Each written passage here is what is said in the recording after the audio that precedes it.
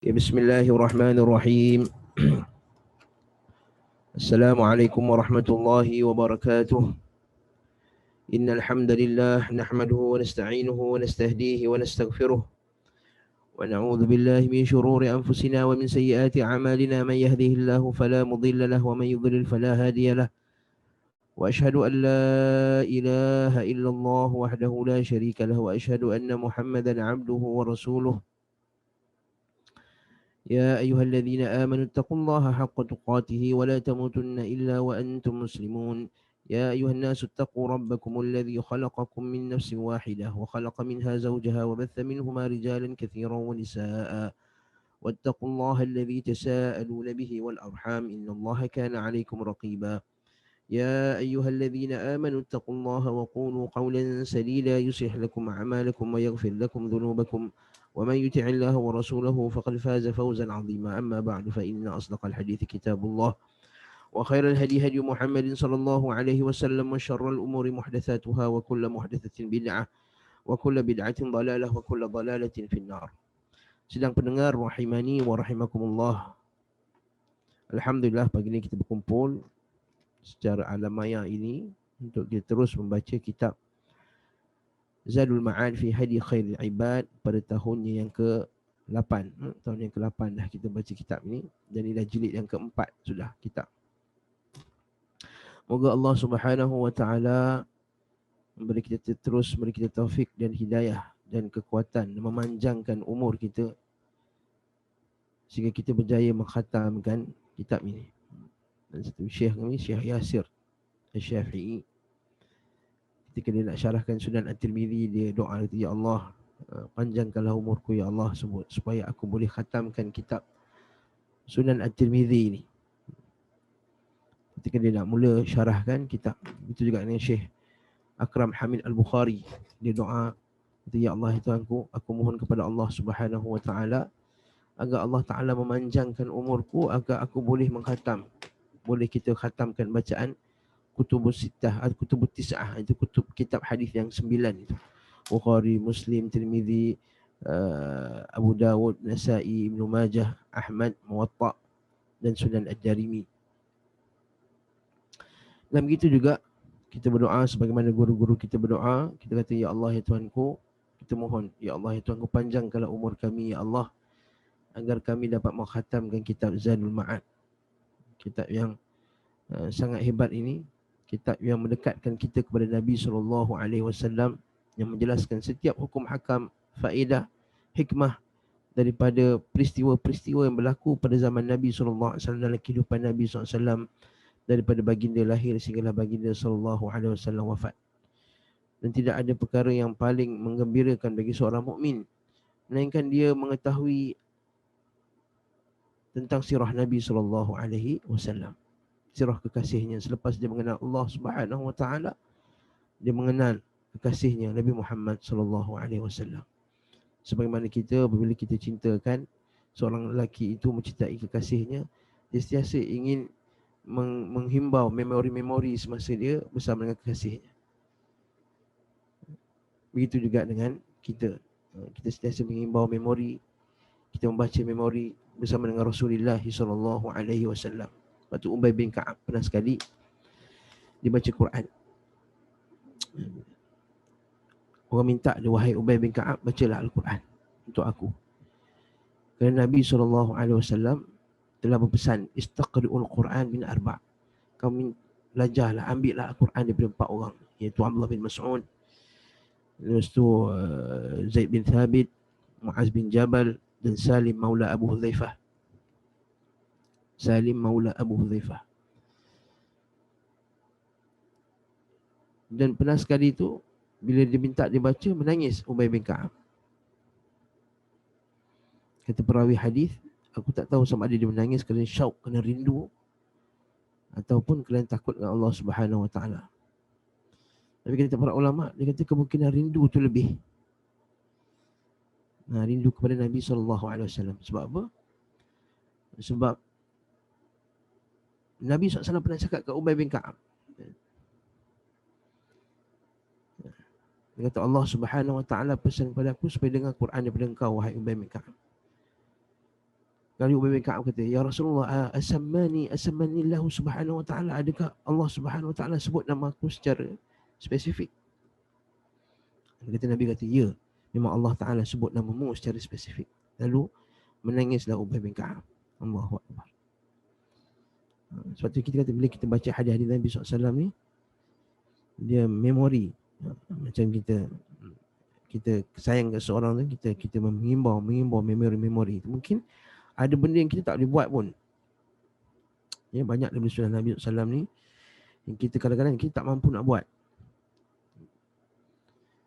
Tapi paling kurang kalau kita tak mampu nak buat pun, sekurang-kurangnya kita mengimbau hadis-hadis Nabi SAW. Kita mengimbau memori sahabat bersama dengan baginda SAW agar bertambah kasih sayang kita dan cinta kita kepada Nabi SAW. Tuan-tuan dan puan rahimakumullah, kita masih lagi dalam pengajaran daripada perang Hunain.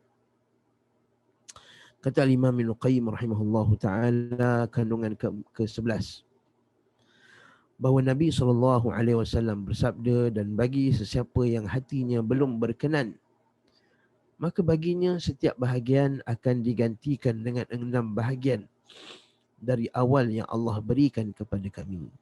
Oh, maksudnya ingat lagi tak masa kita baca sebelum ni, bahawa ketika datangnya puak dari Bani Sa'ad, Bani Sa'ad ni antara kabilah yang ikut sekali perang lah dengan yang berperang melawan Nabi SAW.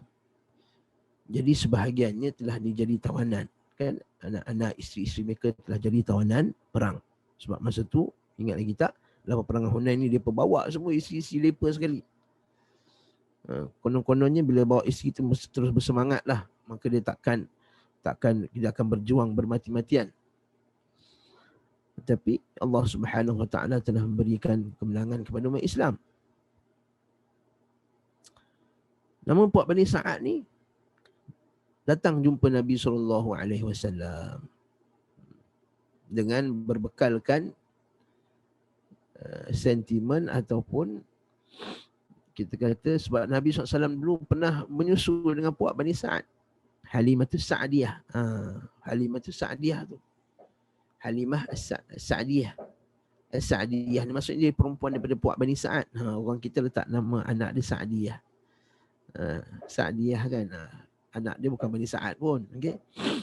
Tapi tak apalah, dia menamakan anak tu sebab dia ada unsur nakkan anak tu dapat baik macam Halimatus Sa'diyah. Mungkin. Tapi kalau Sa'diyah tu maksudnya daripada puak Bani Sa'ad. Jadi berbekalkan kepada sentimen itu, maksudnya Nabi ni pernah menyusu, Hamzah pun pernah menyusu dengan Halimatus Sa'diyah ni. Jadi datang di Rasulullah SAW, kata, "Ya Rasulullah, boleh tak kami ni ialah nak ambil harta kami, ambil lah, tapi kami nak balik lah kami punya isteri-isteri dan anak-anak ni." Kemudian Nabi pun offer siapa yang nak bagi secara sukarela. Sebab harta tu telah dibahagi-bahagikan. Bila dah bahagi-bahagikan bukan milik kerajaan lagi, maka Nabi SAW tidak layak untuk memaksa mereka untuk memberinya, padahal jadi milik masing-masing. Sebab walaupun Nabi SAW seorang yang Nabi yang ada hak untuk meletakkan hukum hakam, tapi bila hukum hakam tersebut tidak diwahyukan oleh Allah Subhanahu Wa Taala, Nabi tak kata, "Aku Nabi, bagi semua anak-anak korang kat perempuan ni." Tak. Nabi kata, siapa yang nak bagi boleh bagi. Kalau kita bincang sebelum kan, Uyainah bin Husain, dia tak nak bagi. Maka Nabi kata, kalau siapa yang tak nak bagi, tak apa, kita belikan. Kita beli daripada dia. Maka dia kata, bagi siapa yang hatinya belum berkenan nak bagi secara percuma, maka baginya setiap bahagian akan digantikan dengan 6 bahagian. Maksudnya kalaulah satu perempuan dia dapat sebagai tawanan perang, akan ganti dengan 6 nilai yang sama. Menunjukkan bahawa betapa Nabi SAW sebenarnya tak nak sangat orang rampasan ni bukannya tujuan dalam peperangan. Nampak, Nabi sanggup tukar dengan 6 kali ganda. Maksudnya Nabi SAW terpaksa keluar lebih lagi. Semata-mata sebab nak menyelamatkan nyawa ni, sebab nak bagi wanita ni kembali kepada keluarga dia. Subhanallah. Betapa mulianya Islam. Orang tak mengaji sirah ni memang tak nampak lah benda ni semua, tuan-tuan. Tak ngaji sirah, tak ngaji kitab, memang tak nampak. Nampak Islam tu barbarik, rampas, ada hamba, oh sekian-sekian. Dia tak nampak benda-benda macam ni. Allah musta'an. Kita doa kepada Allah Subhanahu Wa Taala agar Allah Taala buka hati-hati keluarga kita, adik-beradik kita suka belajar sirah Nabi sallallahu alaihi wasallam. Jadi hadis ini menunjukkan boleh memperjualbelikan hamba saya. Nah, bahkan memperjualbelikan haiwan sebagaimana sebahagian lainnya. Baik itu jual beli dengan cara kredit atau jual beli secara tunai dengan nilai yang dilebihkan. Nah, boleh pula dengan nilai yang lebih. Tunjukkan bahawa nilai lebih tadi tidaklah dianggap riba. Riba ini kalau kita jual beli barang ribawi, itu yang tak boleh lebih. Harta ribawi ni apa? Yang emas, perak, gandum, barli, kurma, garam. Kan az-zahabu bil-zahabi wal-fiddatu bil-fiddati wat-tamru bit-tamri wasy-sya'iru bis-sya'iri wal-qumhu bil-qumhi yadan biyadin. Mestilah dia yadan biyadin, sawa'an bisawa', mesti sama, yadan biyadin, tanpa ada nasi'ah. Okey, nampak? Tanpa ada kalau macam emas, perak, gandum, maksudnya barang-barang harta ribawi ni, ya dia kena pertukaran tu kena sama nilai. Emas dengan emas kena sama nilai. Tak boleh tukar emas lama dengan emas baru, kemudian kita bayar dengan nilai, tak boleh. Kita gak perak dengan perak. Dan pula dah beli tu mesti dia direct pertukaran tu, mesti yadan biyadin, mesti pada waktu tersebut, tanpa nasi'ah, tanpa ditangguh-tangguhkan. Nah, tapi tak sama macam jual beli haiwan. Jual beli haiwan boleh beli tangguh, tak secara cash pun tak apa. Jual beli tangguh pun tak ada masalah. Nak jual beli lebih berganda-ganda pun tak ada masalah. Kalau saya ada seekor kuda yang Allah dah tua kuda tersebut, tiba-tiba ada orang ada kuda dia elok, mahal, kuda Arab besar, kita ada kuda yang biasa-biasa yang tua, nak tukar boleh. Dia tak termasuk dia riba, sebab dia bukan harta riba, harta ribawi, bukan harta ribawi. Harta ribawi ya, dia kena nilai yang sama, waktu yang sama, tak boleh ada ketangguhan. Mesti ada syarat taqabud, mesti dia pegang duit tu, mesti dia pegang. Jadi kalau berjual beli online, kalau tak ada taqabud tak sah. Melainkan cuma dekat Malaysia ni dia ada satu praktik, dia ada taqabud secara hukum, bukan taqabud secara fizikal. Maksudnya dia beli tapi kita dah pegang lah, tapi pegang tu bukan secara fizikal, pegang secara hukum, iaitu kita ada nombornya, ada akaunnya, ada itu praktik di Malaysia lah. Okey, wallahu taala alam. Besar itu kena masuk kelas lain, kena masuk kelas fiqh atau tanya pakar-pakarnya. Okey. Tapi yang pentingnya boleh jual beli dengan tangguh ataupun dengan tunai dengan nilai dilebihkan, tidak termasuk riba, tidak termasuk riba. Okey. Disebutkan dalam As-Sunan dari hadis Abdullah bin Amr Al-As radhiyallahu anhu, duhatul Arab arba'ah. Kan ada satu hadis tu, ada satu ucapan daripada Sya'bi Amir bin Syarahil, duhatul Arab arba'ah. Orang Arab yang bijak ni ada 4 kan. Disebut antaranya ialah Abdullah bin Amr Al-As, antaranya Muawiyah bin Abi Sufyan, antaranya Abdullah Al-Mughirah bin Syu'bah, Al-Mughirah bin Syu'bah. Yang keempat Ziyad. Okey, itu cerita yang kita belajar dalam kelas apa tu? Umdatul Ahkam. Jadi hadis Abdullah bin Amr Al-As radhiyallahu anhu bahawa Rasulullah sallallahu alaihi wasallam memerintahkan kepadanya untuk mempersiapkan pasukan perang. Namun tunggangan unta telah habis, tak cukup. Kemudian beliau sallallahu alaihi wasallam memerintahkan kepadanya untuk mengambil dari harta pengumpulan zakat. Maksudnya ambil daripada unta zakat. Beliau mengambil dengan perhitungan untuk setiap unta yang memberi 2 unta pada unta zakat tersebut. Maksudnya tukar. Satu unta dengan 2 unta zakat tersebut. Dia beli macam tu. Okey. Macam bayar dengan 2 nilai. beri 2 unta pada unta zakat tersebut. Maksudnya apa? Bagi nilai lebih, tak ada masalah. Tak ada masalah. Jangan pula itu menunjukkan bahawa agama Islam ni dia ada izzah.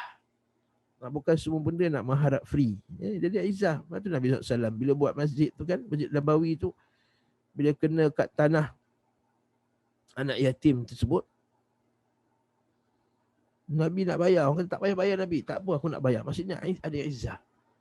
Ada kemuliaan. Bukan semua nak harap free. Tentang awak ustaz, semua mengharap free. Datang kedai makan, tentang ustaz, tak dapat free ke kita ustaz awak? Jangan macam tu, tuan-tuan Allah. Islam dia ada izzah, ada kemuliaan. Zaman sekarang ni tak ada izzah tu apa? Bila semua nak ada meminta-minta. Allahu Akbar. Semua nak minta-minta, ustaz nak minta-minta. Akhirnya dah jadi budaya minta-minta dah. Setiap NGO yang buka semua nak minta-minta. Rupanya minta-minta bukan untuk orang tu, untuk poket dia juga. Dia ambil 30%. 30% tak apa kalau masuk akaun ni je. Dia betul dia bagi. Orang infak 1,000, dia bagi orang 200, 800 masuk akaun dia. Dia beli kereta baru. Dia beli kereta baru, orang kata kena beli kereta baru. Ini untuk dakwah Syekh, untuk anak pergi berdakwah. Untuk dakwah tu adalah 25%, 30% lebih tu kita dia pergi Tesco, pergi jalan, pergi bercuti. Maka ni tak jujur ni, tuan-tuan Allah. Tak jujur. Yang berlaku banyak zaman sekarang macam tu. Allahul musta'an. Dia kata saya kerja NGO ni saya tak ada gaji tuan-tuan. Memang tak ada gaji tapi awak ambil barang suka hati. Itu claim duit NGO. Tak betul juga tu. Katalah saya buka satu NGO. Saya tak ada gaji pun. Orang kata bagus ni ustaz ni tak ambil gaji. Tapi saya beli beras, saya claim duit NGO. Saya beli ni. Ini berlaku banyak. Allahul musta'an. Pendustaan yang berlaku. Ada pun nampak tak Nabi SAW dengan penuh mulia Nabi beli. Beli. Nah, sunan dari hadis Ibnu Umar dari beliau sallallahu alaihi wasallam. Ibnu Umar Abdullah bin Umar al-Abadilah al-Arba'ah, termasuk daripada 4 Abdullah yang di mana fatwa diambil daripada mereka. Macam Hay'ah Kibarul Ulama, macam ulama besar lah pada zaman tersebut. Maknanya diambil fatwa daripada mereka ni 4 Abdullah. Abdullah bin Umar, Abdullah bin Abbas, Abdullah bin Zubair, Abdullah bin Amru al-As, al-Abadilah al-Arba'ah. Dari beliau sallallahu alaihi wasallam bahawa beliau melarang jual beli haiwan dengan haiwan secara beransur. At-Tirmizi meriwayatkan dari hadis Al-Hasan dari Samurah dan mensahihkannya. Macam mana pula ni? Tadi Nabi beli dan beransur, yang ni kemudian hadisnya ada larangan pula. Kita tengok hadis ni nombor 268 atau kaki. Hadis Ibnu Umar tidak diriwayatkan oleh seorang pun dari As-Sunan, melainkan At-Tirmizi mengatakan dalam dan pada bab tersebut diriwayatkan dari Ibnu Umar. Maksudnya bukan diriwayatkan dalam bab tersebut ada riwayat dalam Ibnu Umar. Wa fil bab riwayat an Ibnu Umar. Bukan Imam Tirmizi riwayatkan. Imam Tirmizi bagi tahu dalam Sunan At-Tirmizi bahawa dalam bab ini ada satu riwayat daripada Ibnu Umar. Beza Imam Tirmizi riwayatkan dengan dia kata dalam bab ini ada riwayat daripada Ibnu Umar. Nah, jadi mungkin Imam Al-Qayyim tersilap quote. At-Tahawi meriwayatkan dalam Syarah Al-Ma'ani Al-Athar dan sanad dengan sanad hasan dengan beberapa syahid penguat hadis. Hadis Al-Hasan dari Samurah diriwayatkan oleh Abu Daud, An-Nasa'i dan Ibnu Majah. Okey, dan pada bab tersebut diriwayatkan oleh dari Ibnu Abbas, oleh Abdul Razak dan Ad-Darqutni, At-Tahawi, Ibnu Hibban mensahihkannya. Jadi Ibnu Hibban kata hadis sahih. Macam mana pula ni ustaz? Kalau tanya, yang ni Nabi larang ni, beli dengan tangguh ni. Naam. Jadi kita akan tengok nanti huraian dia. Nabi pun larang menjual beli dengan menangguh-nangguh al-hayawan, dia berkata.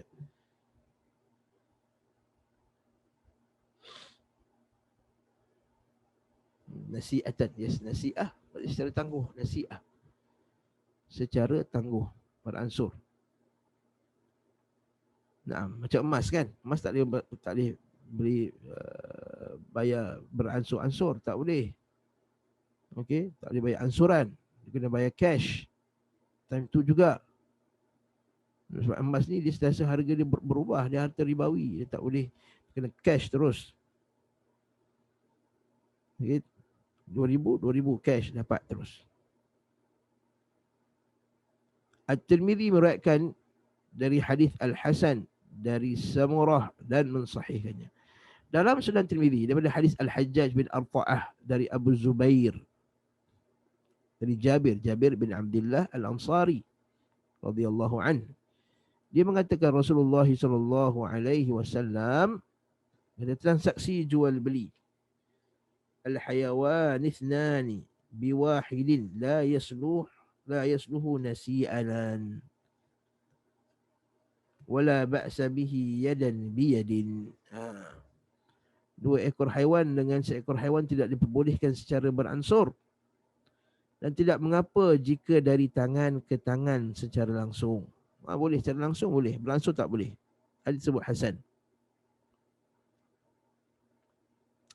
Maksudnya kita beli dua ekor haiwan dengan seekor haiwan beransur. Dia bayar sikit-sikit.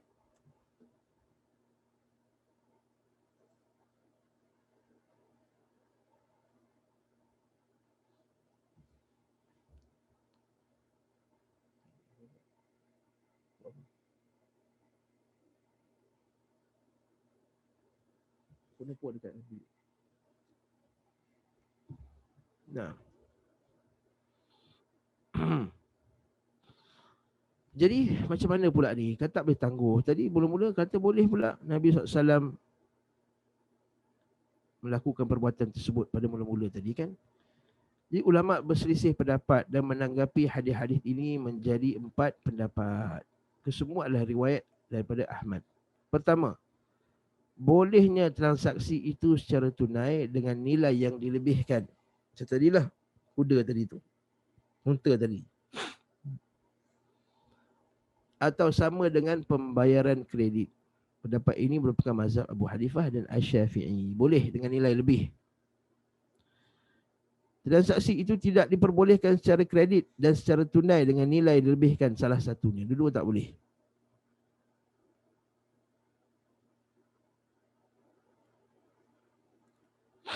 Okey, maksudnya tak boleh diperbolehkan secara kredit dengan secara tunai dengan nilai yang dilebihkan salah satunya, tak boleh.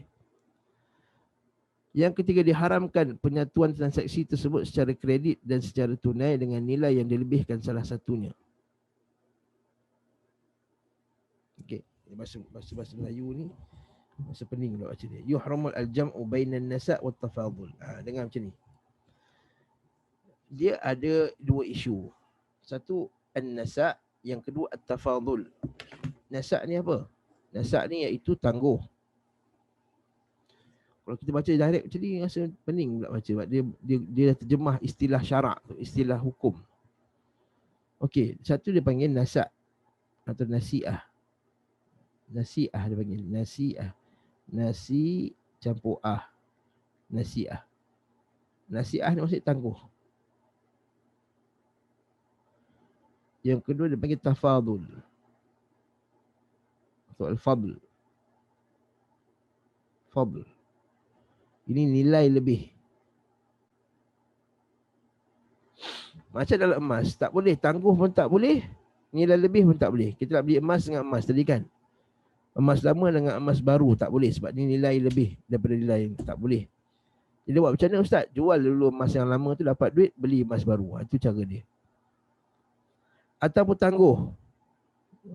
Beli dengan tangguh, bayar kemudian. Tak boleh juga. Mesti time to cash. Barakallahu fiik.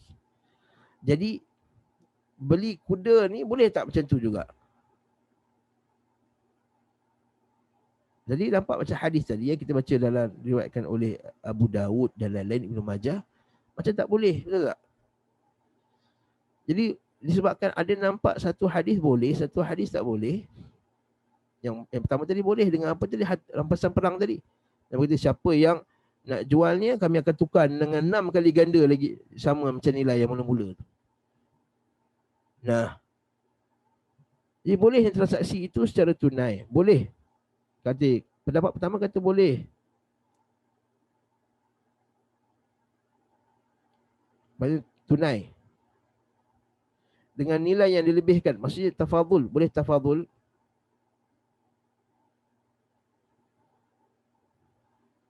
Atau sama, tak apa. Dengan pembayaran kredit. Dan boleh juga nasiah. Boleh nasak tadi.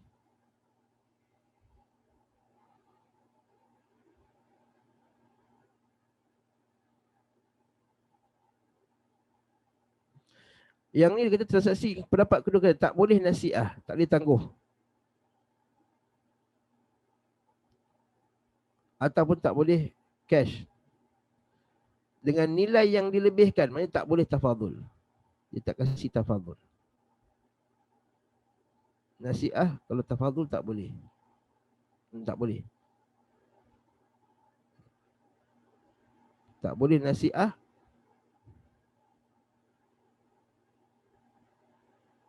Okay, maksudnya tak boleh nasiah kalau ada tafadhul.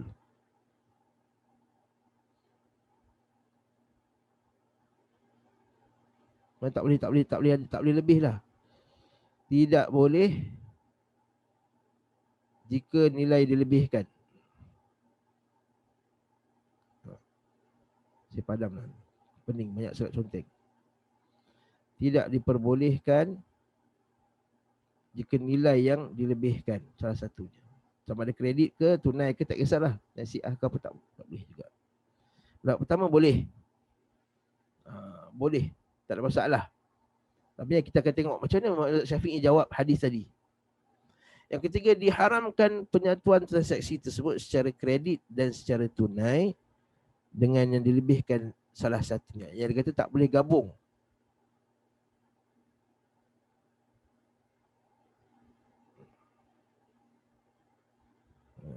Okey.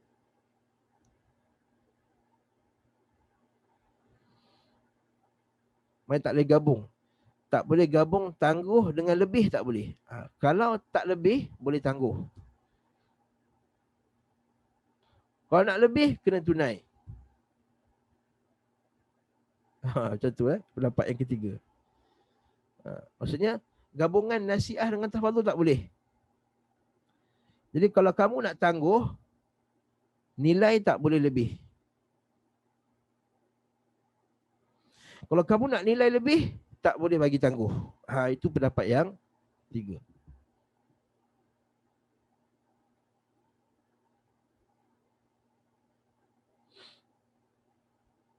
Pendapat yang ketiga. Ibnu Qayyim, masya-Allah.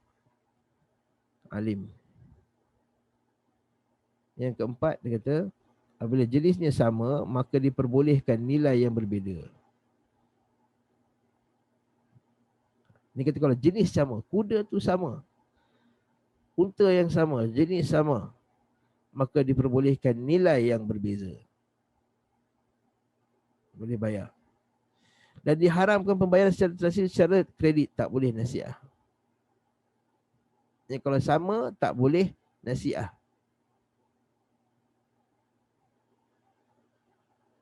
Kalau sama, boleh beza.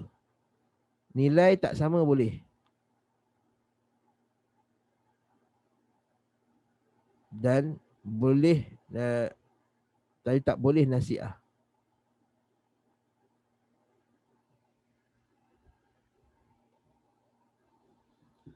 Tapi kalau jenis berbeza,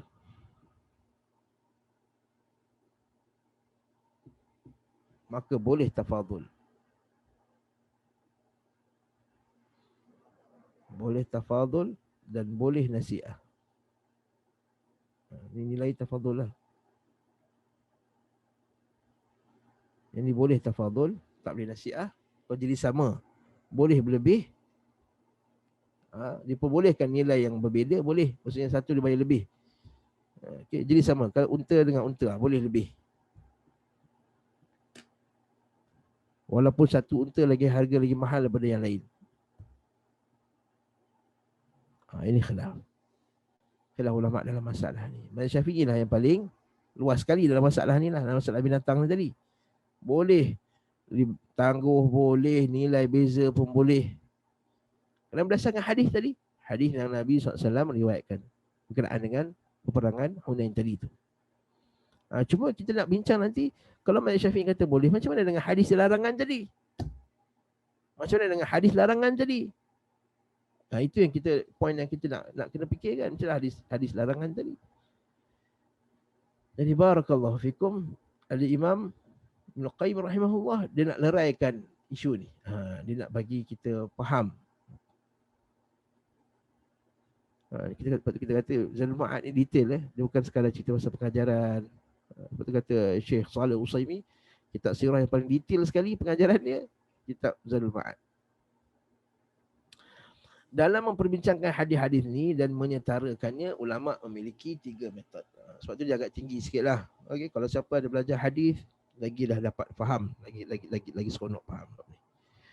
Pertama, cara pertama ialah mendhaifkan hadis hasan dari Samurah. Maksudnya kata, kenapa kamu tak pakai hadis hasan bin Samurah yang Nabi larang tadi?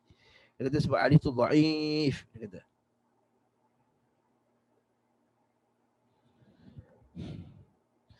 Dia tidaklah mendengar dari Samurah melainkan 2 hadis, Al-Hasan Al-Basri. Dan Hasan Al-Basri memang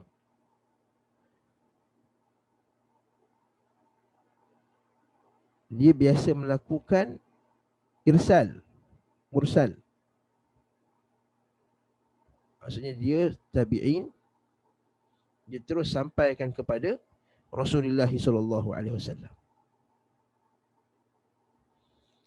Okey. Kan dia tidaklah mendengar dari Samurah bin Jundub,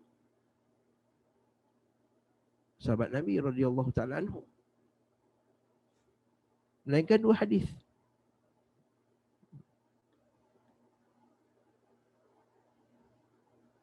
Dan hadis yang diriwayatkan ini bukan daripada hadis yang Al-Hasan Al-Basri riwayatkan daripada Samurah. Allahu Akbar.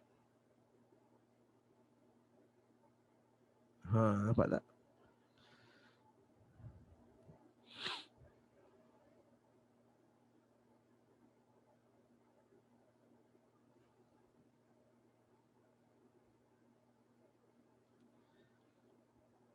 Jadi yang pertama ialah mendhaifkan hadis tadi.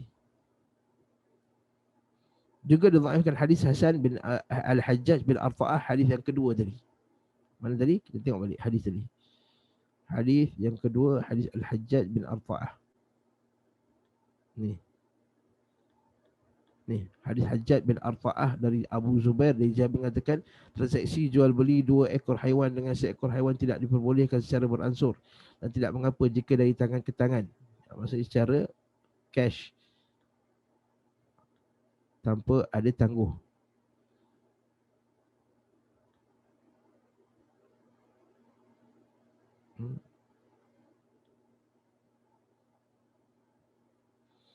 Sebab perawi dia, dalam tu dia kata perawi sebab apa? Ada perawi tadi, tadlis Al-Hajjaj bin Arta'ah. Dan Abu Az-Zubair juga melakukan tadlis. Mereka ni tabi'in. Mereka lakukan tadlis. Tadlis ni apa? Dia menyorokkan, dia mendiamkan satu perawi hadis dalam matan itu supaya tak nampak perawi-perawi yang lemah dalam sanadnya. Melakukan tadlis. Itu maksud tadlis. Itu seorang perawi hadis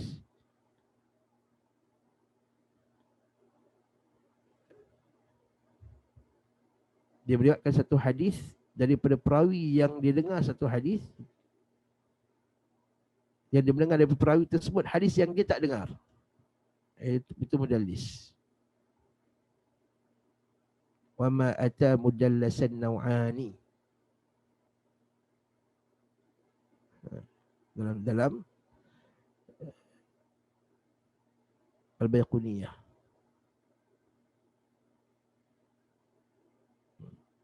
Okay. Muhammad ata mudallisan nau'ani. Okey. Dia mudallis itu dua jenis. Satu diriwayatkan daripada perawi yang dia tak dengar.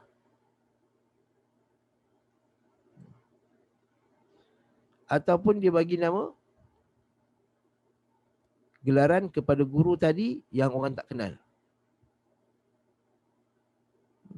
Sebab apa? Sebab mungkin perawi itu perawi yang lemah. Ya.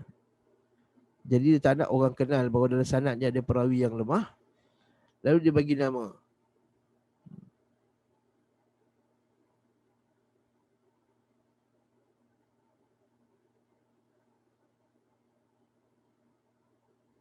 Isqati rawin ma bi rawin qism. Wathani la yusqituhu lakin yasif. Awsafahu bima bihi la yan'arif.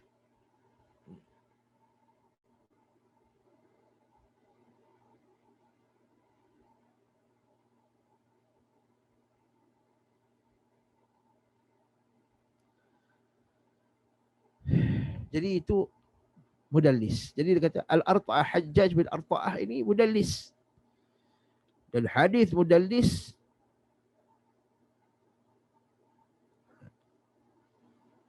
kalau dia buat secara anatul mudallisin dhaif. Melainkan kalau dia ada sokongan daripada tempat yang lain. Nampak? Anah dia pakai dari. Dia tak kata sami' tu.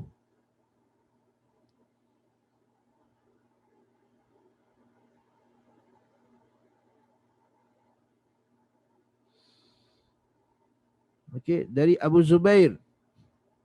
Sebanyak mudallis. Al-Hajjaj bin Arta'ah. Dia pakai daripada. Dia tak tipu. Dia kata daripada. Bila daripada tak tipulah. Kalau dia kata aku mendengar, dia tipu. Dia kata daripada. Bila daripada, contoh saya kata daripada Syekh Saleh Fauzan. Saya katakan daripada Syekh Saleh Fauzan. Mungkin sebenarnya saya tak dengar daripada Syekh Saleh Fauzan terus. Saya dengar daripada orang lain daripada Syekh Saleh Fauzan. Tapi disebabkan saya pernah pergi ke Riyadh, saya pernah pergi ke Mekah, saya pernah pergi Madinah, pernah duduk dalam majlis Syekh. Jadi orang sangka saya dengar terus daripada Syekh perkataan tersebut. Sedangkan saya dengar daripada orang lain. Macam nak faham tadlis ni. Tadlis ni macam ni lah. Katakanlah salah satu daripada pelajar kita dalam kelas ni. Dia tak datang kelas hari ni. Tapi dia selalu datang kelas lain. Saya ambil satu nama lah. Okay. Di sini kita ada satu. Dalam kelas kita ada satu pelajar nama Ummu Naimah. Ummu Naimah selalu datang kelas saya. Okay. Ummu Naimah ni selalu datang kelas saya.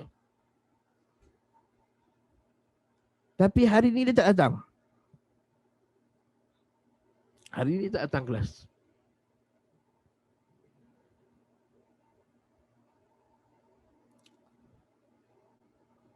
Jadi tak dengar perkataan saya hari ni.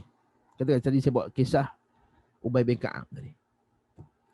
Dia dengar daripada Zalina punya ni. Zalina's iPad. Zalina daripada Puan Zalina ni. Dia dengar daripada Puan Zalina. Ummu Naimah tanya, dia Puan Zalina kata, apa belajar Zadul Ma'ad hari ni? Oh tadi ustaz cerita pasal Ubay bin Ka'ab menangis masa baca Quran. Lepas tu Ummu Naimah pun letak dalam status dia. Daripada Ustaz Abu Asma. Daripada Ustaz Abu Asma. Daripada Ustaz Abu Asma, beliau menceritakan kisah Ubay bin Ka'ab menangis ketika baca Quran. Sebab daripada Ustaz Abu Asma. Tapi sebenarnya Ummu Naimah dengar daripada siapa? Dengar daripada Abu Asma ke? Tidak. Dia dengar daripada Zalina. Tapi dia buang Zalina tu dari ketika dalam sanadnya dia tak cerita kat orang. Mungkin sebab Zalina ni tak terkenal. Atau Zalina perawi yang lemah. Macam Zalina kenal, dia ni pelupa dia ni. Belajar lupa. Jadi kalau dia sampaikan daripada Zalina, lemah kisah dia ni. Lalu dia skip Zalina ni, dia kata daripada. Dia tak kata aku mendengar Abu Asma kan, dia dengar terus daripada. Daripada dia tipu tak? Dia tak tipu, memang daripada pun kisah tersebut. Perbuatan menyorokkan perawi itu tadi, daripada orang tak nampak, dia tak cerita kat orang, itu dipanggil apa dia? Tadlis. Salah satu daripada tadlis. Tadlisul isnad.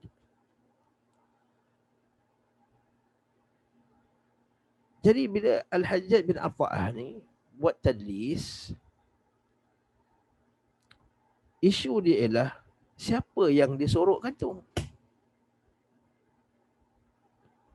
Bila tak tahu siapa yang disorokkan atau siapa yang dia tak sebut nama tu, kemungkinan yang tak disebut nama itu memang perawi yang daif. Lalu riwayat itu jadi riwayat yang daifah. Daif.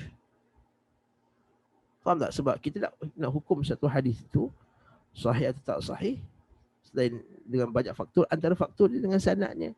Nak tengok perawi hadis tersebut. Nah, bila tak kenal, dia kata kau dapat hadis dari siapa? Bila fulan. Kau kenal ke dia siapa? Aku tak kenal. Bila tak kenal, macam mana kau tahu kisah kau ni betul ke tidak? Tak tahu yang bawa cerita kau ni penipu ke? Atau pelupa? Ataupun ahli bidah? Jadi sebab itulah hadis ni lemah menurut sebahagian ulama. Dan perkara ini ijtihad ulama. Kalau dia sepakat kata lemah, itu lain cerita. Kalau semua ulama hadis kata lemah, itu lain cerita. Yang ni ada sebahagian ni dia kaji-kaji, dia bagi dia lemah je. Sebagai kata lain. Macam doktor juga. Dia kaji-kaji, kata kena buat operate lah ni, kena buat bypass. Doktor pergi ke tempat lain pula, doktor kata tak payah bypass, dia pasal stand dia. Dia nak kata salah satu penipu ke tak? Ini berdasarkan kajian. Dua-dua pergi universiti yang sama, dua-dua pergi mengaji yang sama, buku teks yang sama, silibus yang sama, tapi mungkin satu ni ilmu dia lebih halus daripada ilmu yang satu lagi.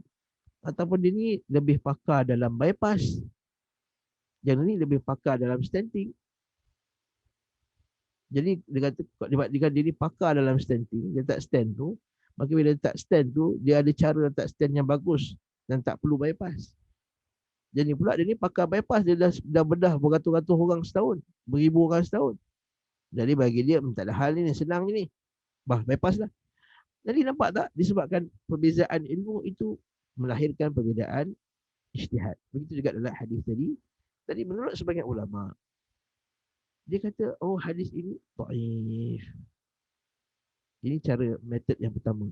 Jadi selesai masalah bila hadis ini dhaif. Dan hadis yang tadi yang Nabi SAW menukar tawanan tadi, menukarkan harta rampasan perang tadi, itu menunjukkan bahawa boleh. Tak kisahlah lebih tafadul pun, nasiah pun tak ada masalah.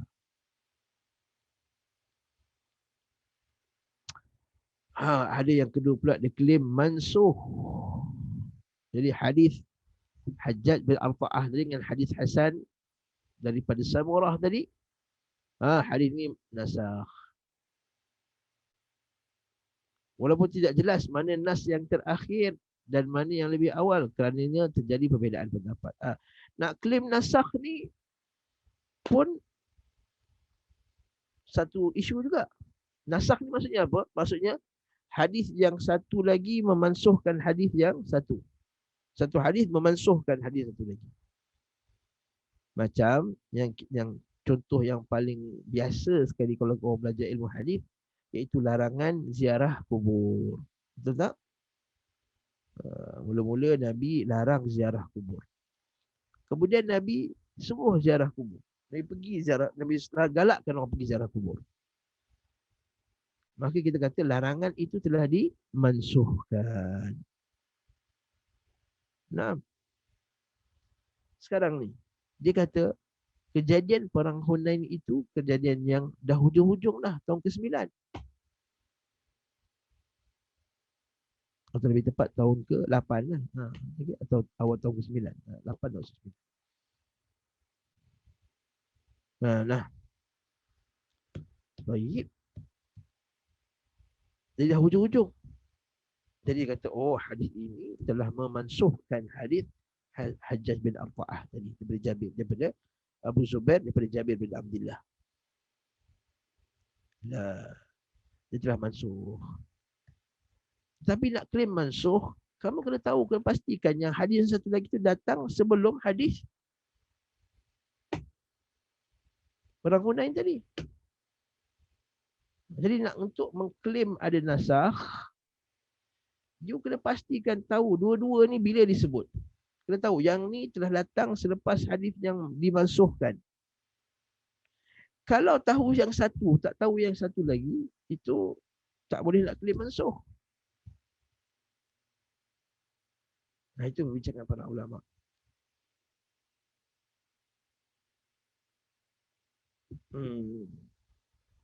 Cara yang ketiga, jadi kalau you tak boleh kata dia dhaif, dua ni sahih. Menurut sebagai Imam Tirmizi kata hadis ni hasan. Imam Tirmizi kata hadis ni hasan. Dan hadis hasan menurut Imam Tirmizi maksudnya apa?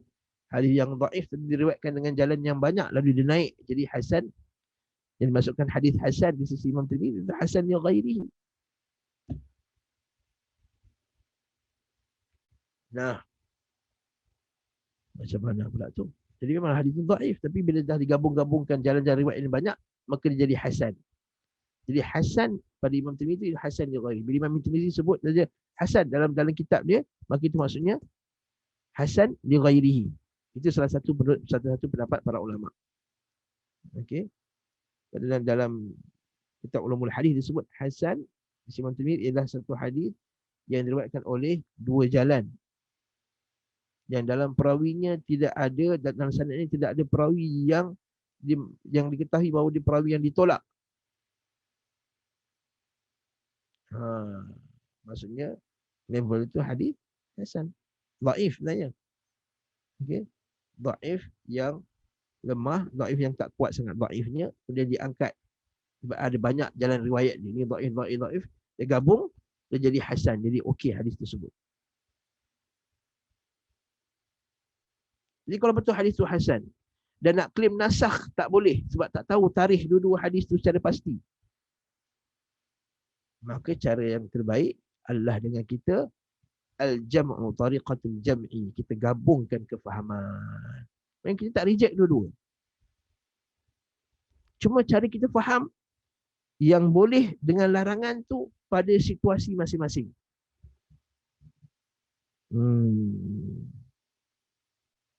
Dia tidak masuk. Dia cuma memahaminya dalam situasi masing-masing. Macamlah, saya nak bagi contoh. Hadis puasa, larangan puasa hari Sabtu. Larangan puasa hari Sabtu. Kan? Dengan hadis, Nabi suruh puasa pada hari Ashura ke, pada hari Arafah ke. Katakanlah hari Arafah tu jatuh pada hari Sabtu. So macam mana gabungan nak? Ataupun hadis Nabi kata barang siapa yang berpuasa, puasa Daud, dia gilir-gilir.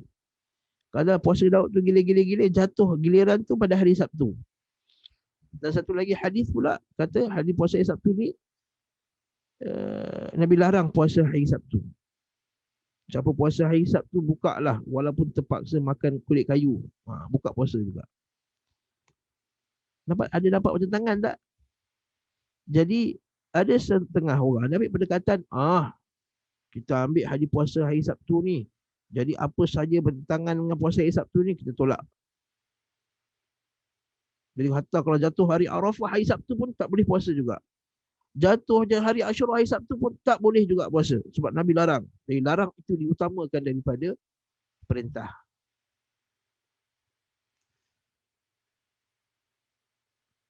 Yang satu lagi pula dia kata, tak boleh puasa hari Sabtu ni. Hadisnya lemah. Dilemahkan oleh banyak ulama-ulama hadis. Dhaif.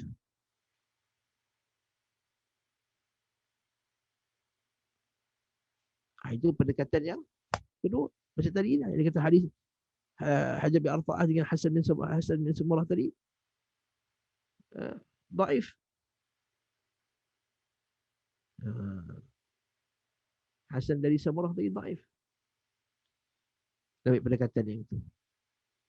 Pendekatan yang ketiga, puasa hari Sabtu ni. Al-jam'u, kita jamakkan.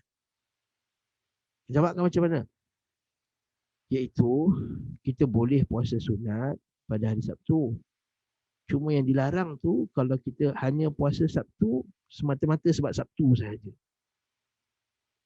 Itu tak boleh. Dia digabungkan kefahaman. Jadi kalau kamu puasa hari Sabtu, sebab apa kamu puasa hari Sabtu? Sebab ini jatuh hari Arafah. Tak ada masalah. Sebab apa kamu puasa hari Sabtu ni? Kamu puasa hari Sabtu sebab dia jatuhnya hari hari Ashura. Okey, puasa no problem. Atau kamu puasa, kenapa kamu puasa hari Sabtu ni? Sebab saya puasa hari Daud. Puasa Nabi Daud. Jadi giliran saya dah jatuh pada Sabtu. Okey, puasa. Tapi sebab apa kamu nak puasa hari ni? Sajalah puasa hari ni semalam. Ialah rasa macam nak beribadah lebih lah. Saya puasa lah hari ni. Tak ada sebab lain? Tak ada. Tak boleh. Jangan puasa hari Sabtu. Nabi larang. Jangan. Buka puasa. Makan. Jadi dia gabungkan tak? Gabungkan. Sama juga macam isu sekarang ni. Jadi yang ketiga ni dia gabungkan. Nabi buat dengan tawanan perang. Jadi Nabi tukar dengan harga yang lebih.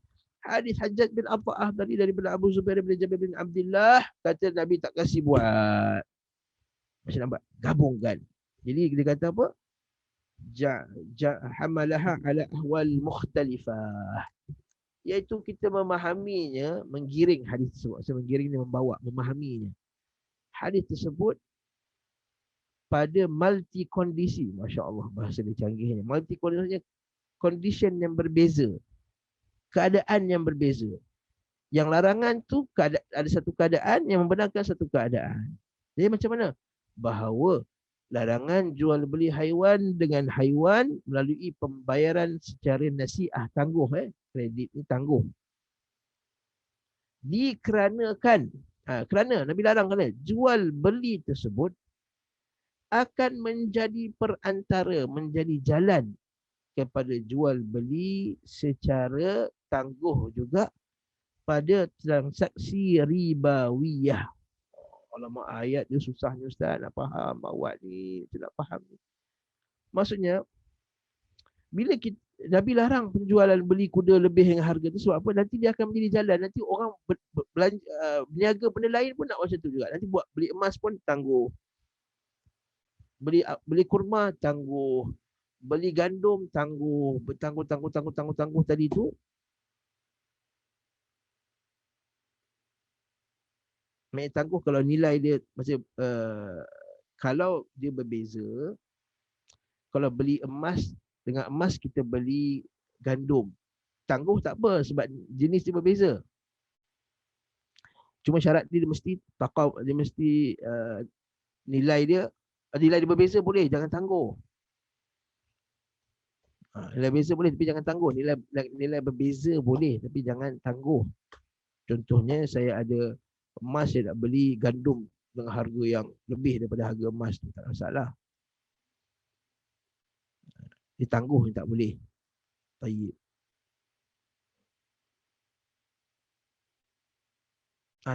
Okey.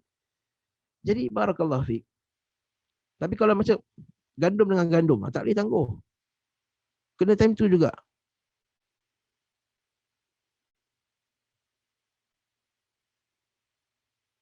Kena time tu juga. Emas dengan emas, tak boleh tangguh. Perak dengan perak, tak boleh tangguh. Jadi sebab tu Nabi SAW, Nabi larang ni pembelian kuda sebegini supaya apa? Supaya orang tak membawa jalan kepada nanti pada benda-benda yang ribawi juga diorang buat secara riba. Jadi seolah-olah macam sadu zara'i, jalan penutup kepada supaya orang lepas ni akan banyak buat benda-benda riba. Kerana apabila penjual telah melihat adanya keuntungan dengan transaksi semacam ini, dirinya tidak hanya membatasi pada transaksi haiwan tersebut, bahkan akan tergerak untuk melakukan transaksi ribawiyah. Kat sini. Maka mereka pun menggugurkan sarana transaksi tersebut dan membolehkannya secara tangan ke tangan tunai. dan melarang penjualan dengan pembayaran secara kredit, secara tangguh tadilah. Jadi tangguh.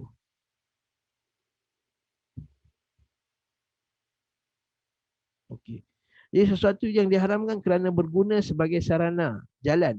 Diharamkan sebab dia jalan kepada keburukan. Sama juga macam larangan khalwat, dia jalan kepada zina, betul tak? Larangan khalwat, larangan tengok perempuan sebab dia jalan kepada zina. Kenapa diharamkan melihat perempuan bukan mahram yang dia jalan kepada zina? Kenapa dilarangkan berkhalwat berdua dalam satu bilik? Mengaji. Ustaz kata, Ustaz, saya nak buat kelas ngaji dengan Ustaz. Boleh datang bilik rumah saya. Buat kelas ngaji, perempuan tu datang, anak dara. Datang masuk rumah. Berdua je. Allahul Musta'an. Jadi ini jalan kepada kerosakan, jalan kepada zina. Maka dilarang. Contoh juga, berjual beli binatang tadi dengan berlebih tadi, akan dengan tangguh tadi, memberi jalan kepada riba. Naam. Dan kaedah fiqah disebut, sesuatu yang diharamkan kerana dia adalah jalan kepada satu keburukan, dia dibenarkan apabila kita ada kepentingan, ada maslahah. Sesuatu yang diharamkan kerana dia jalan kepada satu keburukan, dia dibenarkan apabila ada maslahah, ada kepentingan yang rajih. Contoh, berdua-dua dengan bukan mahram tadi. Tetapi kalau maslahah rajihah, dia nak bersalin ataupun dia doktor dalam bilik, dia nak buat operation berdua je. Doktor satu lagi pun lelaki juga, dan tak ada doktor lain, maka maslahah yang rajihah, tak ada masalah. Dia nak masuk, nak selamatkan perempuan tu dalam rumah, pingsan. Kenapa tak masuk rumah? Tak boleh, nanti khalwat, seorang masuk, saya biarkan dia pingsan. Tak boleh, ada maslahah rajihah. Dia sesuatu benda yang diharamkan kerana dia adalah jalan kepada benda yang haram yang lain, dibolehkan apabila jika dia ada maslahah. Itu yang maksudnya. Sesuatu yang diharamkan kerana berguna secara negatif diperkenankan untuk sebuah maslahah yang dominan. Masya Allah, kalau kita faham ni.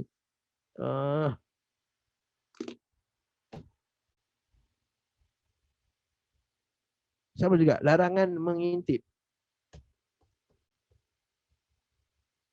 Kan, mengintip-intip orang.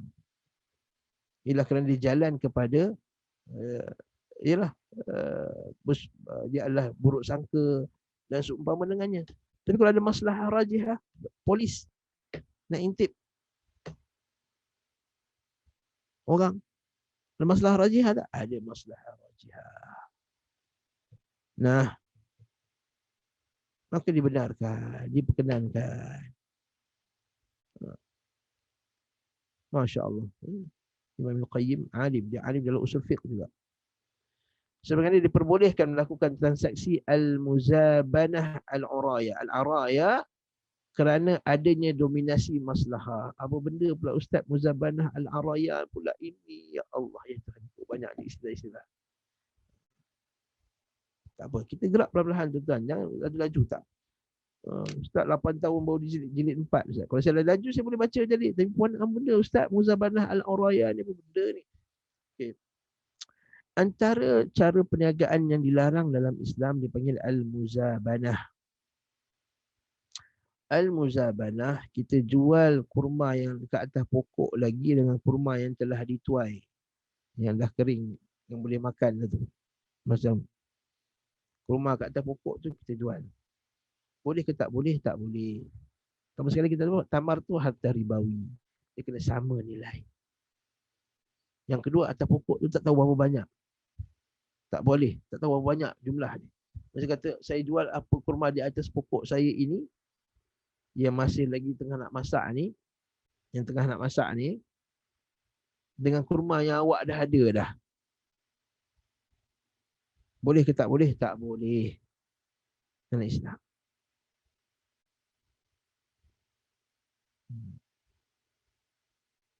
Sebab apa? Sebab ada unsur tak jelas, betul tak? Apa kat atas pokok tu berapa banyak? Kan?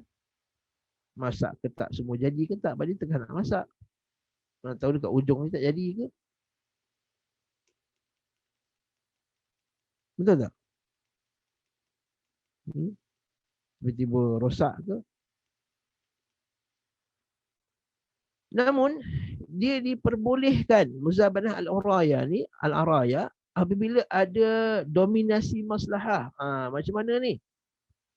Dia orang miskin. Dia orang miskin. Dia ada pokok kurma je dia ada. Duit tak ada nak beli makan dekat negara Arab ni katakanlah. Allahu Akbar, saya tak ada makanan ni. Nak makan kurma tak ada. Buat kurma atas pokok lagi. Nampak ada satu orang, dia dah ada kurma masak. Dah masak, dah petik, dah kering dah kurma dia.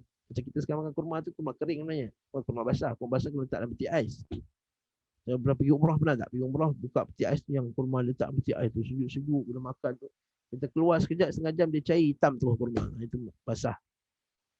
Kurma kering ni dah letak luar, dia dah kering. Letak berbulan-bulan pun, setahun pun tak ada masalah. Nah, dia tak ada kurma dia nak makan ni. Tapi kurma dia atas pokok lagi, nak tunggu kan mati dah tak sempat. Nak tuai. Lalu dia kata, Ji, boleh tak jual Ji? Kurma yang kamu ada ni dengan kurma kat atas pokok saya sebab saya ni miskin. Ini panggil muzabanah al-uraya. Dibolehkan, dikecualikan. Sebab apa? Sebab dia miskin. Ada masalah. Yang kedua, dia tak boleh jual secara banyak sangat. Dia tak boleh lebih daripada khamsa ausuk. Lebih kurang 600. 5 wasak lebih kurang 610 kilogram. Tak boleh. Tak boleh lebih pada 610 kilogram. Mesti bawah daripada itu. Supaya tidak jadi apa dia. Nanti kalau banyak, nanti ganti rugi dia banyak dan seterusnya. Faham tak muzabanah al-urayat? Muzabanah yang asal ni dia bertukar dengan pokok dengan ni tak boleh sebab dia tak jelas. Ada illah dia tak jelas, itu lagi tak tahu. Buah tu akan masak atau tidak masak. Lepas tu jumlah dia tak jelas, satu lagi tak tahu. Tak tahu dia punya akan masa depan macam mana. Tapi diperbolehkan ketika diperlukan. Ini kaedah yang Imam Al-Qayyim sebut tadi. Sesuatu yang diharamkan kerana sarana. Sesuatu yang diharamkan kerana dia jalan, maka diperbolehkan. Ma hurima lil zari'ah yubahu lil maslahatir rajihah. Ingat kaedah Arab ni sikit. Saya tulis kat sini. Okey. Kata Imam Al-Qayyim, apa dia? Siapa yang nak lah ni maklumat macam ni bagus untuk penuntut ilmu. Ma hurima للذريعة حرم للذريعة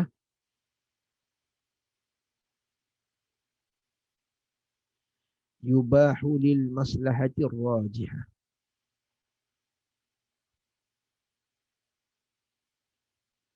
للمصلحة الراجحة. ما حرم للذريعة. Apa yang diharamkan kerana dia jalan. Dhari'ah ni jalan lah. Jalan kepada kerosakan. Yubahu. Dihalalkan. Lil maslahati ar-rajihah. Kerana maslahah yang rajih. Maslahah yang rajih bukan maslahah tak rajih. Okey, bukan maslahah tak rajih. Nah.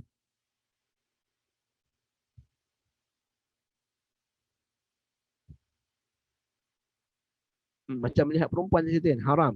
Dia kena jalan kepada zina. Tapi kalau masalah rajih nak kahwin, nak kena tengok juga muka perempuan tu macam mana.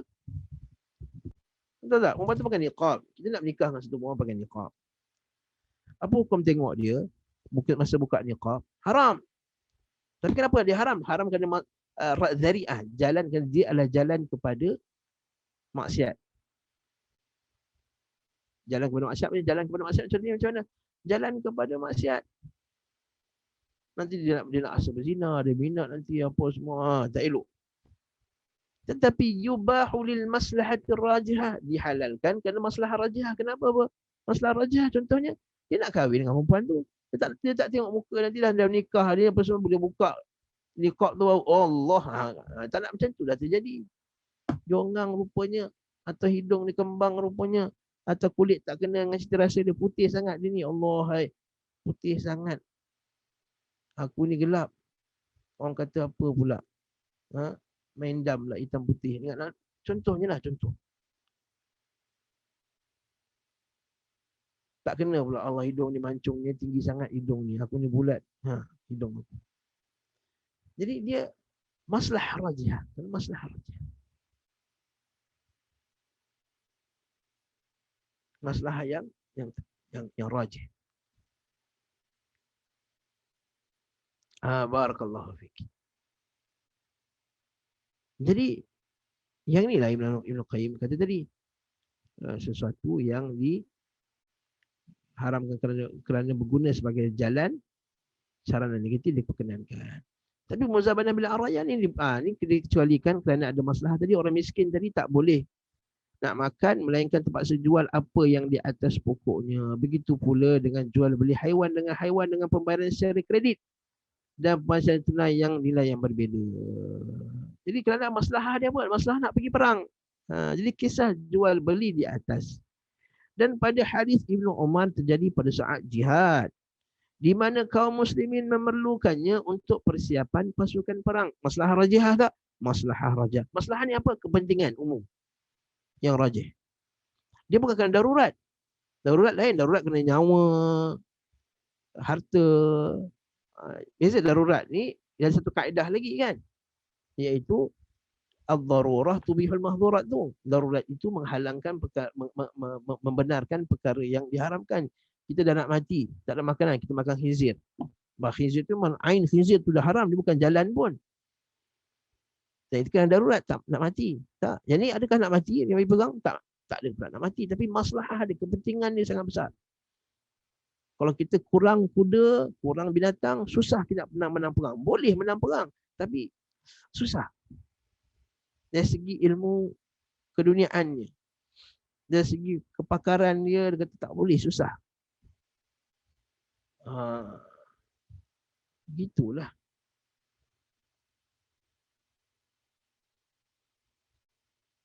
Ila akhiri, kena pergi perang. Sedangkan telah diketahui bersama bahawa maslahah persiapan angkatan peperangan dominasi maslahat, rajih maslahat, lebih besar daripada mafsadah, kerosakan yang ada pada jual beli haiwan dengan pembayaran kredit. Maksudnya menyiapkan tentera itu lebih besar masalahnya daripada larangan tadi. Adapun syariat tidak akan mengabaikan maslahah yang dominan hanya kerana adanya mafsadah yang tidak dominan. Maksudnya maslahah dia ialah perang. Mafsadah dia tak dominan. Masalah dia tak, maksudnya maslahah tu hanya maslahah pada pembelian itu saja. Tapi kalau masalahnya dominan, masalahnya maksudnya mafsadah, kerosakan dia secara umum besar, maka tak boleh juga ambil.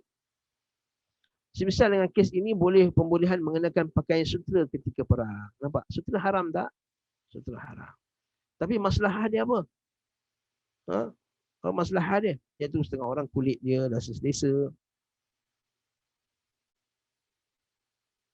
nak menzahirkan kehebatan orang Islam, nak menzahirkan kehebatan, keangkuhan, dan bolehnya berlaku angkuh. Boleh tak berlaku angkuh? Tak boleh. Sombong tak boleh. Tapi dalam perang boleh. Ada sebagian sahabat dia jalan dengan penuh riak, penuh kan, penuh dengan topinya, dengan penuh gah. Kata Nabi SAW, ada jalan macam ni kalau bukan waktu perang haram. Nabi kata gaya macam ni, gaya nak tunjuk hebat macam ni, kalau bukan dalam peperangan haram.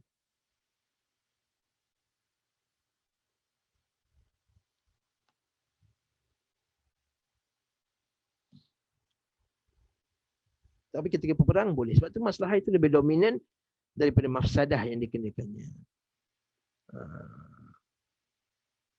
Contoh juga Nabi SAW ketika memakai pakaian sutera yang dihadiahkan oleh Raja Ailah sesaat lamanya. Maksudnya Raja tu hadiahkan kat Nabi, dia pakai kat Nabi SAW. Macam kadang-kadang kita jarah kat orang, dia pakai kan. Nabi masa tu dia dah pakai kan, Nabi pakai sekejap dan Nabi cabut.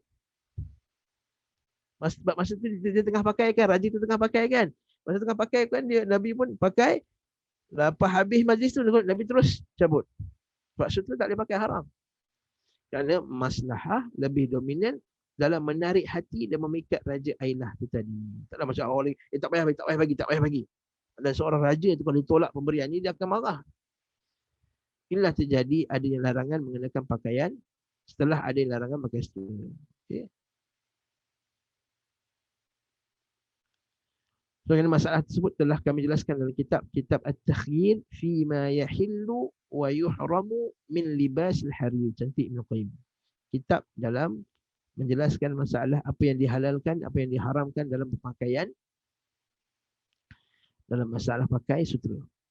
Kami kemukakan dalam kitab tersebut bahawa peristiwa ini terjadi pada tahun di mana para delegasi banyak berdatangan. Tahun ke-9 setelah hijrah. Dia panggil Amul Wufud. Bila Nabi SAW dapat tawan Mekah masa tu, dalam Fathu Mekah tahun ke-8 kan. Fathu Mekah tahun ke-8. Naam. Tahun ke-9 Amul Wufud. Ramai kabilah-kabilah, raja-raja semua datang nak tunjukkan allegiance kepada Nabi SAW. Menunjukkan nak masuk Islam. Ada sebahagian yang masuk Islam, ada sebahagian yang menunjukkan sokongan kat Nabi. Jadi masa tu ada yang daripada datang ni jahil lagi, tak tahu apa-apa bahasa Islam lagi, bawa kain sutra pakai dengan kat Nabi SAW. Nabi pakai sekejap dan Nabi cabut. Nabi SAW melarang Umar memakai hullah, pakaian panjang dari bahan sutra yang Nabi SAW berikan kepadanya. Lalu Umar mengenakan pakaian tersebut ke saudara di Mekah yang masih dalam keadaan musyrik. Nampak?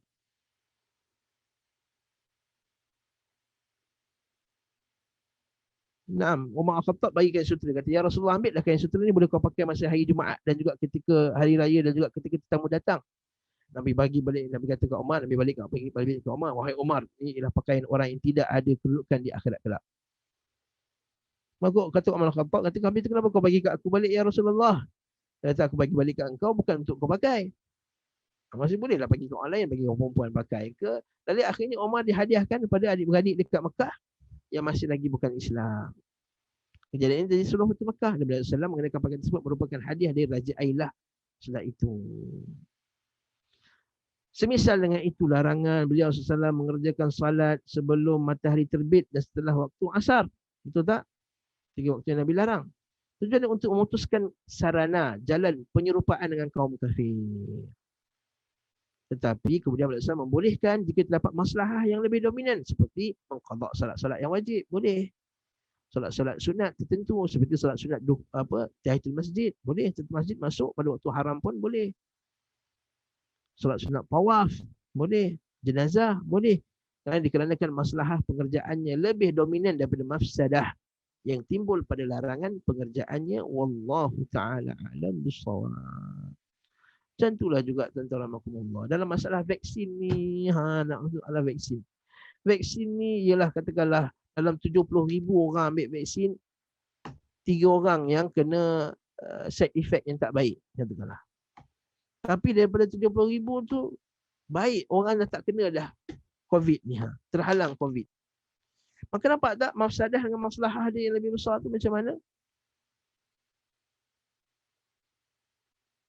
Gitulah dia. Dan kita dah tengoklah sebelum typhoid dengan apa penyakit yang dah bagi vaksin, dah berlaku, alhamdulillah, dah bagus dah. Kat Amerika Syarikat tu measles, dah hampir tak ada measles dekat Amerika Syarikat. Lepas tu bila datangnya gerakan anti vaksin tu, naik balik measles. Dekat Malaysia dekat dulu dah tak ada kes measles. Datang yang kelompok-kelompok anti vaksin ni, duk dakwah orang anti vaksin ni, dah naik ada balik kes. Dekat Sabah ada, dekat Johor tu ada berapa kes. Lepas tu kita pelik dan kita sebut dah, yang anti vaksin ni tak ada ulama yang sokong mereka. Tak ada ulama yang sokong mereka. Yang terbaru sekali Syekh Saleh Fauzan dia ambil, ada orang ambil gambar dia ambil vaksin vaksin COVID. Syekh Saleh Fauzan dah umur 80 lebih, dekat 90 tahun dah.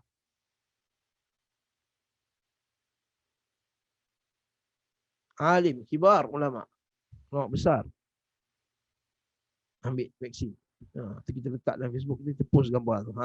Dah, kita diam dengan semua mulut-mulut orang yang kononnya lebih alim daripada para ulama. Dan ambil vaksin kata ini tawakal, ni usaha kita. Adapun kita tawakal kepada Allah Subhanahu Wa Taala, kita hanya berusaha syarak, so kita berusaha dan seumpama dengan itu. Kenapa? Kerana dah dilihat bahawa masalahnya lebih besar daripada mafsadahnya. Mafsadah ni mungkin rasa demam-demam, pening-pening sikit apa semua, itu mafsadah. Atau mungkin ada orang yang mungkin dalam badan dia ada yang tak sesuai, terkena side effect lalu dia meninggal ke atas seumpama dengannya. Tapi secara umumnya, yang ramainya dapat masalah, masalah raji'ah.